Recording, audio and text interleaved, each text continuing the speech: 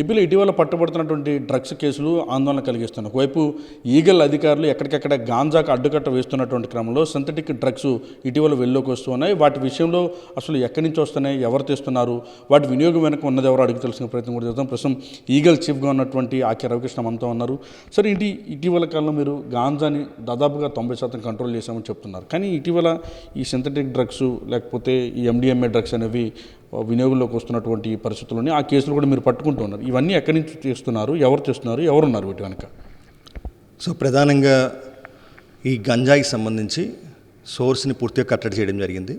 ఎక్కడైతే మనకి విశాఖపట్నంలో అల్లూరు సీతారామరాజు జిల్లా ఉందో అక్కడ సుమారుగా 375 గ్రామాలను గుర్తించడం, వాటి మీద డ్రోన్ సర్వేలెన్స్, ఎడ్రిన్ శాటిలైట్స్, అదేవిధంగా coordinate search operations, awareness campaigns, alternative crop support, ఇవన్నీ మల్టీప్రాంగర్ అప్రోచ్ ద్వారా అక్కడ గంజాయి సాగు లేకుండా చేయడం జరిగింది. మనకి ప్రస్తుతం గంజాయి కూడా ఒరిస్సా నుంచి సరఫరా అవుతుందని గుర్తించడం జరిగింది. ఇంటర్ స్టేట్ చెక్ పోస్టులు పెట్టడం, అదేవిధంగా ఒరిస్సా యాంటీ నార్కోటిక్ టాస్క్ ఫోర్స్తో సంప్రదించడం, అవన్నీ కూడా ప్రస్తుతం చేయడం జరుగుతుంది. ఎస్టీడీడీ అప్రోచ్ అంటే ఇంకా సోర్సు, ట్రాన్స్పోర్టేషను, డెస్టినేషను, డిమాండ్ అనే ఒక మల్టీప్రాంగర్ అప్రోచ్ ద్వారా ప్రస్తుతం ఈగల్ పనిచేస్తుంది. అదేవిధంగా ఇటీవల కాలంలో కొన్ని సింథటిక్ డ్రగ్స్ ఏమైతే ఇంకా కొకైన్, హీరోయిన్, మెత్, ఎల్ఎస్డి వీటికి సంబంధించి కొన్ని స్మాల్ క్వాంటిటీ కేసులు మేము నమోదు చేయడం జరిగింది. ఆ కేసులకు సంబంధించి కూడా ప్రస్తుతం వివిధ జిల్లాల్లోని దర్యాప్తులు నడుస్తున్నాయి. ఫార్వర్డ్ లింకేజెస్, బ్యాక్వర్డ్ లింకేజెస్ వాటిని ఎస్టాబ్లిష్ చేయడం జరుగుతుంది. ఆ నేరస్తులు ఎక్కడికి వెళ్ళారు, ఎక్కడి నుంచి తీసుకొచ్చారు. ఇటీవల కాలంలో ఒక కేసులోని బెంగళూరు సంబంధించిన కొంతమంది వ్యక్తులను గుర్తించాం. వాళ్ళని కూడా మనం విచారణలో వాళ్ళని కూడా తీసుకురావడం జరిగింది. అదేవిధంగా వాళ్ళు ఇక్కడికి వచ్చిన తర్వాత వాళ్ళు 10 గ్రామ్స్, 15 గ్రామ్స్ ఏదైతే ఈ సింథటిక్ డ్రగ్స్ మనకు దొరికినాయో అవి ఎవరికి సప్లై చేస్తున్నారు అనే విషయంలో కూడా మన దర్యాప్తు నడుస్తుంది. Both forward links, backward links కూడా మనం పరిశీలించడం, అదేవిధంగా ఎవరైతే ఫార్వర్డ్ లింక్స్లో ఎవరైనా విద్యార్థుల పేర్లు వాళ్ళు వస్తే కూడా వాళ్ళకు కూడా కౌన్సిలింగ్లో అవన్నీ చేయడం. భవిష్యత్తులో even small quantity synthetic drugs కూడా ఆంధ్రప్రదేశ్లో రాకుండా ఉండడం కోసం అన్ని రకాల జాగ్రత్తలు తీసుకుంటున్నాం. నిఘా పెంచడమే కాకుండా మేము అందరికి కూడా 1972 కాల్ చేసి ఎక్కడైనా సరే అనుమానం ఉన్నా సరే మీ ప్రాంతంలో గంజాయి కానీ ఇతర డ్రగ్స్ కానీ ప్రవేశిస్తే ఇంకా ఖచ్చితంగా ప్రజలందరూ కూడా సపోర్ట్ చేయాలని మేము ప్రత్యేకంగా విజ్ఞప్తి చేస్తున్నాం. సరే, ఇప్పుడు మీరు గాంజాని అరికట్టామని చెప్తున్నారు, డ్రగ్స్ నిరోధించని చెప్తున్నారు. కానీ ఇటీవల గాంజాని అరికట్టిన తర్వాత గాంజా చాక్లెట్స్ సంబంధించి వీళ్ళలోకి వస్తుంది. మీరే దాదాపు 100ల సంఖ్యలో చాక్లెట్స్ని పట్టుకొని సీజ్ చేసిన పరిస్థితి. ఇవి ఎక్కడి నుంచి చేస్తున్నారు సార్, ఎవరు వీటిని వినియోగిస్తున్నారు? మనకి ఇటీవల కాలంలోని కొన్ని ప్రాంతాల్లో గాంజా చాక్లెట్స్ కూడా మనం పట్టుకోవడం జరిగింది. ప్రధానంగా ఈగల్ వచ్చిన తర్వాత ఇంపాక్ట్ ఆపరేషన్స్ రాష్ట్ర వ్యాప్తంగా మొదలైనవి. దాంట్లో ఒకటి operation eagle. Orissa based trains మీద మేము దాడులు చేయడం మొదలెట్టాం. ఎందుకంటే ఇంక ఇప్పుడు ప్రస్తుతం మన దగ్గర గంజాయి సాగు లేకపోవడం వల్ల ఒరిస్సా నుంచి గంజాయి సరఫరా అవుతుందని మన ఆంధ్రప్రదేశ్ గుండా వేరే రాష్ట్రాలు కూడా వెళ్తున్న సమాచారం మేరకు ట్రైన్స్ మీద పూర్తిగా దాడులు చేశాం.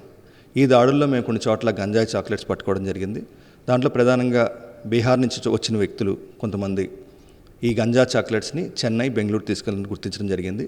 ఈ గంజా చాక్లెట్స్ మేము విశాఖపట్నంలో కేసులు, అదే నరసరావుపేట కేసులో కూడా బ్యాక్వర్డ్ లింకేజ్ ఎక్కడి నుంచి వస్తుందో తెలుసుకుంటే ఇంకా బీహార్లోని, ఉత్తరప్రదేశ్లో కొన్ని చోట్ల ఇల్లీగల్గా వాళ్ళు తయారు చేస్తున్నారు. అక్కడ విరివిగా అమ్మడం వల్ల ఈ సమస్య తలెత్తుతుంది. ఈ ప్రత్యేకంగా ఈ సమస్యని మేము NCB, narcotics control bureau, Delhi వాళ్ళ దృష్టికి కూడా తీసుకెళ్ళాం. సో ఆ వైపు నుంచి కూడా పూర్తిగా మేము నిఘాని పెంచడం జరిగింది. వాళ్ళ సహాయం తీసుకుని ఇంకా పూర్తి స్థాయిలో కట్టడి చేయడానికి అన్ని రకాల ప్రయత్నాలు చేస్తాం. మన స్టేట్లో పోర్ట్స్ కానీ లేకపోతే ఇంకోటి కానీ ఇంకా పూర్తి స్థాయిలో అంటే కాస్మెటిక్ కల్చర్కి సంబంధించినటువంటి మెట్రోపాలిటన్ కల్చర్కి సంబంధించి అక్కడ కూడా ఇంకా గ్రోతింగ్ రాలేదు. సో మీరు మొదటి దశలోనే వీటిని అరికడుతున్నప్పటికీ కూడా ఇటీవల కొంచెం బెంగళూరు, హైదరాబాద్ నుంచి కూడా డ్రగ్స్ వస్తున్నట్టుగా వాటి వెనక ఎవరున్నారు సార్? వీటిని వినియోగిస్తున్నటువంటి వాళ్ళు ఎవరు? ఇది మేము స్మాల్ క్వాంటిటీ అదే సింథటిక్ డ్రగ్స్ 10 గ్రాములు, 5 గ్రాములు, 20 గ్రాములు ఇలా పట్టుకున్న ఈ కేసుల్లోని బ్యాక్వర్డ్ లింకేజ్ మనకి బెంగళూరే రావడం జరిగింది. ఆ బెంగళూరులో కూడా కొంతమంది ఈ సాఫ్ట్వేర్లో పనిచేసిన వ్యక్తులు కూడా మేము గమనించడం జరిగింది. వాళ్ళని కూడా కేసుల్లో ముద్దాయిల కింద మనం పెట్టడం జరిగింది. అదేవిధంగా ఇప్పుడు ఈగల్ సెంటర్ ఆఫ్ ఎక్సలెన్స్ పెట్టాం. ఈ ప్రాబ్లం ఏదైతే సమస్య ఉందో మనం పూర్తి స్థాయిలో మనం కట్టడి చేయడానికి ప్రయత్నిస్తున్నాం. ఈ ఈగల్ సెంటర్ ఆఫ్ ఎక్సలెన్స్ పెట్టిన తర్వాత సుమారుగా మనం 40,000 విద్యా సంస్థల్లో ఈగల్ క్లబ్స్ పెట్టడం జరిగింది. వాళ్ళందరికీ కూడా గేట్వే థియరీ మేము చెప్తున్నాం. ఎవరైతే కౌమార దశలో, అడోలసెంట్ ఏజ్లో ఈ డ్రగ్స్కి మనం ముఖ్యంగా గేట్వే డ్రగ్స్ అంటారు వాటిని, ఈ నికోటిన్ అంటే పొగాకు ఉత్పత్తులకు కానీ, ఆల్కహాల్కి కానీ, అదేవిధంగా గంజా ఇటువంటి వాటికి అలవాటు పడతారో వాళ్ళు అడల్ట్హుడ్ వచ్చినప్పుడు అంటే 18-19 సంవత్సరాలు వచ్చేసరికల్లా దాంట్లో కొంతమంది ఈ గంజా అదేవిధంగా హార్డ్ డ్రగ్స్ ఎల్ఎస్డి కావచ్చు, మెత్ కావచ్చు, హీరాయిన్ కావచ్చు, వీటికి వెళ్ళే అవకాశాలు ఎక్కువ ఉన్నాయని మీకు గుర్తించడం జరిగింది. ప్రపంచవ్యాప్తంగా చాలా అధ్యయనాలు ఉన్నాయి. కాబట్టి కౌమార దశలో పిల్లల్ని మనం చాలా జాగ్రత్తగా గమనించుకోవాలి. అందుకనే మనం ఈగల్ ద్వారా కీ క్యాంపెయిన్ లాంచ్ చేసాం. ప్రతి తల్లి కూడా, రాష్ట్రంలో ఉన్న ప్రతి తల్లి ఈగల్కి బ్రాండ్ అంబాసిడర్. ప్రతి తల్లికి మేము విజ్ఞప్తి చేస్తున్నాం. 1972 మీకుంది, 1972 కాల్ చేయండి. ప్రతి తల్లిని మేము అడుగుతున్నాం, మీ పిల్లలు అర్ధరాత్రి ఇంటికి వచ్చినా, వేళకాని టైంలో ఇంటికి వచ్చినా, అదేవిధంగా చదువులో వెనుకబడినా, లేదంటే ఇంకా బాత్రూంలోని వాటిలో ఎక్కువ కాలం గడుపుతున్నా, ఎటువంటి అనుమానం వచ్చినా వాళ్ళ గదులు వాళ్ళు లేని సమయంలో చెక్ చేసినప్పుడు ఏదైనా పౌడర్ కానీ, వీడ్ కానీ, ఆకులు కానీ అనుమానాస్పదం కనిపిస్తే తక్షణం అప్రమత్తం అవ్వండి. వన్స్ మీరు అప్రమత్తం అయిన తర్వాత 1972 కాల్ చేయండి.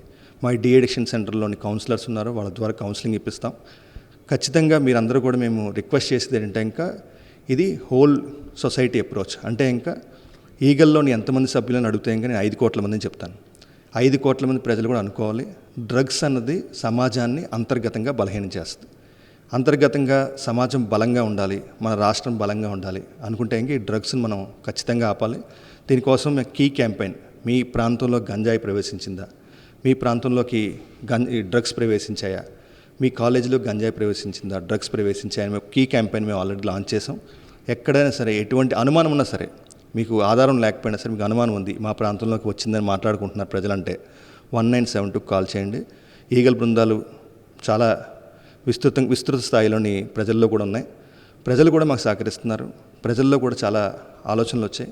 ఖచ్చితంగా మేము సిద్ధంగా ఉన్నాం. 24 గంటలు కూడా ఆంధ్రప్రదేశ్ పోలీసులు, ఈగల్ బృందాలు కలిసి ఈ గంజా అదేవిధంగా డ్రగ్స్ మీద పెద్ద ఉద్యమే చేస్తున్నాయి. ప్రజల సహకారంతో దీన్ని పూర్తిగా ఆపగలమని భావిస్తున్నాం. సార్, ఇప్పుడు ఏపీని ట్రాన్స్పోర్ట్ హబ్గా మార్చుకొని హైవేస్ గుండా ఇతర రాష్ట్రాలకు తరలిస్తుంది. కేరళ కావచ్చు, మీరు గతంలో సీజ్ చేసిన కేసులో తమిళనాడు కావచ్చు, లేకపోతే కర్ణాటకకి సంబంధించి కావచ్చు, ట్రాన్స్పోర్ట్కి దీన్ని బేస్గా మార్చుకునే ప్రయత్నం ఇతర రాష్ట్రాల అధికారులతో ఏమైనా సంప్రదింపులు జరుపుతున్నారా? ఎన్సీబీ దృష్టి కూడా ఈ అంశాన్ని ఏమైనా తీసుకెళ్లారు ప్రత్యేకించి? మన ప్రధానంగా ఒరిస్సా నుంచి వచ్చిన గంజా మేము పట్టుకున్నాం. ఇటీవల కాలంలో సుమారుగా 23,000 కేజీలు పట్టుకున్నాం ఈ సంవత్సరంలో, గత 7 నెలలుగా. ఈ మొత్తం దాంట్లో సుమారుగా 90% మనకి ఒరిస్సా నుంచి వచ్చిందనేది మనకి బ్యాక్వర్డ్ లింక్ అయితే తెలిసింది. మనం ఆల్రెడీ దేశంలో ఉన్న అన్ని ఏఎన్టీఎఫ్స్, యాంటీ నార్కోటిక్ టాస్క్ ఫోర్స్తో అనుసంధానం చేయడం జరిగింది ఈగల్ని. మనము ఒరిస్సా ఈగల్తో మాట్లాడడం జరుగుతుంది. తెలంగాణ, మహారాష్ట్ర, కేరళ, మన పక్కన ఉన్న తమిళనాడు, అదేవిధంగా ఇంకా కర్ణాటక, ఈ ఏఎన్టీఎఫ్స్తో కూడా మన సమాచారం ఇచ్చిపుచ్చుకుంటున్నాం. ప్రత్యేకంగా ఆ కేసుల్లో పట్టుకున్నప్పుడు వేరే రాష్ట్రం వాళ్ళు కూడా మేము చాలామంది పట్టుకుంటున్నాం. ఆ డేటా మొత్తం కూడా మేము షేర్ చేసుకుంటున్నాం అక్కడ ఏఎన్టీఎఫ్ చీఫ్స్తో. పూర్తి స్థాయిలో ఎన్సీబీ కూడా కోఆర్డినేట్ చేస్తుంది. పరిస్థితులు పూర్తిగా మారుతున్నాయి. మనకి ఎవరైనా సరే ఎక్యూజ్డ్ వేరే రాష్ట్రంలో ఉంటే వాళ్ళు మనకు సహకరిస్తున్నారు. ఇటీవల కాలంలో మనకి రాష్ట్రంలోని సుమారుగా 200 ఎన్బిడబ్ల్యూస్ ఎగ్జిక్యూట్ చేశాం. వేరే రాష్ట్రంలో ఉన్న వాళ్ళని కూడా మన వైజాగ్ రేంజ్లోని వాళ్ళు ఎస్పీలు అందరూ కూడా టీమ్స్ పంపించి వాళ్ళని తీసుకురావడం జరిగింది. ప్రత్యేకంగా ఈ ఎవరైతే మొత్తం నెట్వర్క్ ఉందో వేరే రాష్ట్రంలో ఉన్న వాళ్ళని కూడా తీసుకొచ్చి వాళ్ళని అరెస్ట్ చేయడం జరుగుతుంది.